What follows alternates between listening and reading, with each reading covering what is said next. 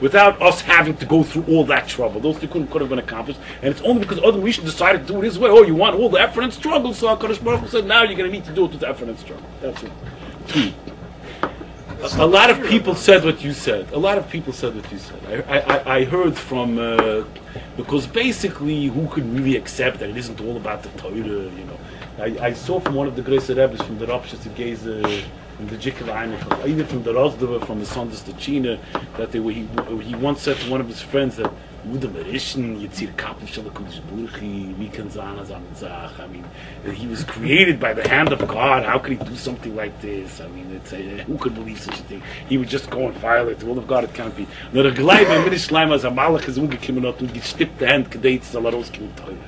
That he said that I believe fully with a firm belief that a malach came, that an angel came and pushed Adam Rishon's hands that he should eat from the tree in order that it should come out Torah, in order that Torah should come out. And that's like the medrash. That's like the medrash we quoted last week. That it says that the Torah was there before the world and so on. So I don't know the final answer. In other words, you're expressing this idea that even after everything from the Arizal, it's not comfortable for us to think that the purpose wasn't the Torah that we have.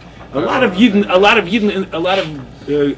Yidden in the course of the generations also felt like that, apparently. And the Medrash Tanchuma seems to be saying that, or something like that, or maybe it's because God knew that he would sin, and then you get into Yediyah and Bechira. I don't know, I'm not saying that the Arizal is the end of the discussion. I mean, I understand that the thing is difficult even after that, but that's what the Arizal says. And that's what the Arizal says. How does it answer the question of Bechira? It wasn't the Bechira, he's still making a choice. No? You're absolutely right. You're right. Wait a second. You're right. The way it goes to answer the question is that there was no possibility of doing evil, and that the intention of Adam Rishon was to do good in a different way. So he's choosing between good and one good and another good. However, it's still, if you ask me, I think you're right that philosophically it's problematic. It's very hard to see how it works, because ultimately good means to do the will of God, and evil means to violate the will of God. And God said, do it this way and not that way. So he did it not the way God wanted it. So we already had knowledge of good and evil. I don't know the answer to that question. I don't see how it works. I think that the classic approach is that there are two sorts of evil, not two sorts of good. That the kind of evil that didn't exist before the sin was selfish evil. But not. You mean like Yitzhak? Right. Could be. That means it wasn't a physical desire. Right. It could be. Okay, my esteemed colleague here, Dr. Weinfeld, wants to say that in terms of this question, my friend here is saying that there is a teretz which says in a bunch of svarim about this kasha that it says that there was no evil before the chet, before the sin. There was no evil. There was no bechir, there's no free will, there was no yidiyas tevra, there's no possibility of committing evil. That means doesn't mean that there was no kind of evil at all, but it means there was no evil of the sort to which we are accustomed, which is selfish, lustful evil, which is wanting things for yourself. Whether it is born of anger or it is born of carnal lust, all of that was absent. However, there was still a possibility of doing evil because of understanding things in a certain way which is incorrect and so on. So there was a possibility. In other words, it's something like saying that there was a possibility of doing evil in that way, like to think that maybe there's a better avodah, or to think that maybe you understand better than God in some way, or something like that. But there was no possibility of doing evil in the selfish way to which we're accustomed. For us, evil is basically about selfishness, mostly, overwhelmingly, about some kind of lust or some kind of aggressiveness. That wasn't there. You don't like that. Philosophically, it doesn't add up. Huh? Yeah, that's what they say. Snake running around with the snake was evil. Yeah. So you see that it's that's how he came to make the mistake. It wasn't internal in Adam. Yeah, so that's another way of saying what I'm saying. But you need to understand. But it needs to be fleshed out. you're right. Yeah, you had the serpent running around, and he tempted them, and so on. Okay, it wasn't.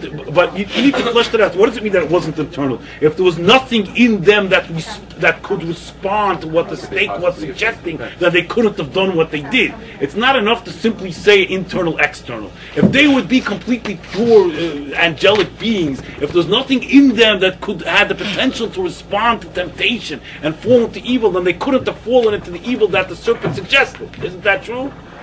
In other words, I don't think it's enough to say internal, external. There can't be evil that, I've heard that many times, but Yetzar Primi, Yetzar Chitzoni. But there can't be evil that's purely Chitzoni. There can't be evil that's only from the outside. It doesn't make sense. There must be something in the individual that can respond to that can be seduced by that. If there's nothing in the individual that can be seduced by that, then how does it happen? So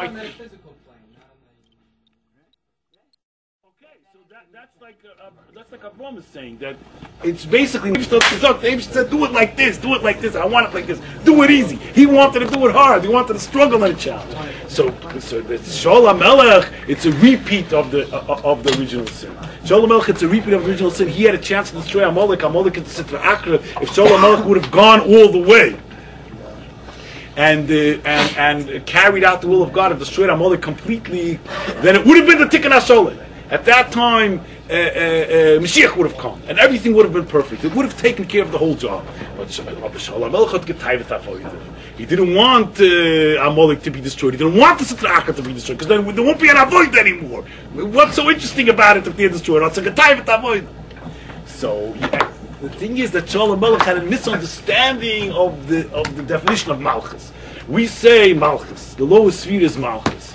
Malchus is the union of Ein Melech B'loi Am, which means that we speak Chassidic, Kabbalistic, and we speak about how on the deeper level everything is united with God and everything is an expression of God. However, on the level of Malchus, which is associated with this world, we suffer from the illusion of separateness. We suffer from the illusion of individual consciousness, and it's as if a part of God is rebelling against God, and a part of God feels itself to be separate from God and sometimes in opposition to God, and that's what God wants. Ein Melech B'lo Yam. God wants that he should be recognized, so to speak, by an other. He should be recognized by an other. That's the inyan of Malchus, Ein Melech B'lo Yam, that we should have a choice to conceive of, as we do, to conceive of ourselves as separate and alienated from God, and willingly crown God our King.